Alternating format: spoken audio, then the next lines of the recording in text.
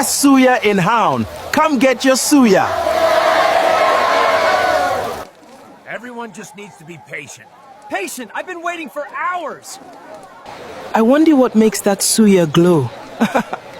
They say it's magic, a taste of the old gods. In the sprawling, humid city of Owujulama, known for its beautiful flowers and its merciless heat, the most addictive thing wasn't money or gossip, it was the charred, spiced meat sold by Chibuzo. Chibuzo's store sat at the far edge of the Gwanja market, almost hidden near the dusty road leading out of the city. Yet, every evening, people flocked there. His meat, marinated in a spice blend of unnerving perfection, created an instant, blinding euphoria. It was the flavor of the happiest memory you ever had, magnified tenfold. But that joy was a lie. A minute after swallowing Chibuzo's suya, a strange, hollow hunger returned, not for more meat, but for the feeling itself. This desperate craving drove the entire city mad. The man himself was the first mystery. He never spoke much, never looked tired. His lean body perpetually still draped in a clean, starched apron.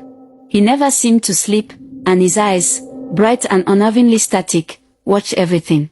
The second, more terrifying mystery was his grill.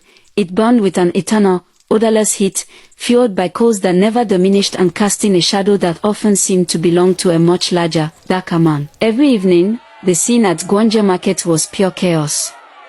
The queue for Chibuzo's stall stretched longer than 3 lorries packed end to end. It was a nightly battlefield. People, from businessmen to teenagers, would push, scream, shove, and occasionally engage in absurd wrestling matches just to get to that far corner of the market, even if it's to secure the last stick of suya. It was a funny, yet mind-blowing spectacle. Once, 2 elders nearly came to blows over a stray piece of liver, a bizarre scene for such respected figures. This fervor drove the other suya vendors mad. They had the best spots, right in the center, yet they were ignored. First was Kanu of the Goat, whose family had sold suya for 5 generations. Kanu specialized in traditional kilishi. His work was honest, but his stall was now empty. Kanu would stand there, shaking with an ugly, frantic jealousy. He does not sweat. His spices make no sense. Kanu would rage to his wife, Uju. Kanu tried to replicate the secret by spending all his money on the most expensive ingredients, but his suya tasted merely good, never perfect. One night, in a fit of pure frustration, Kanu tried to throw water on Chibuzo's eternal fire. The water evaporated instantly, and Chibuzo only gave Kanu a slow, vacant smile that chilled him to the bone. Next was Ikoet, the spice sorceress. Ikoet was known for her complex, 30-ingredient rubs. She was so convinced Chibuzo used chemicals that she took his suya to a laboratory. The result? Pure, unadulterated spices and meat, perfectly preserved. This scientific failure only confirmed her fear that Chibuzo was using something ancient and terrible. They all tried everything possible to lure the people back to them, all to no avail.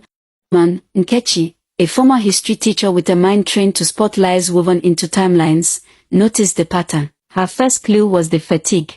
Everyone who ate Chibuzo's suya was initially euphoric, then quickly fatigued. They always returned the next day looking subtly older, their smiles duller,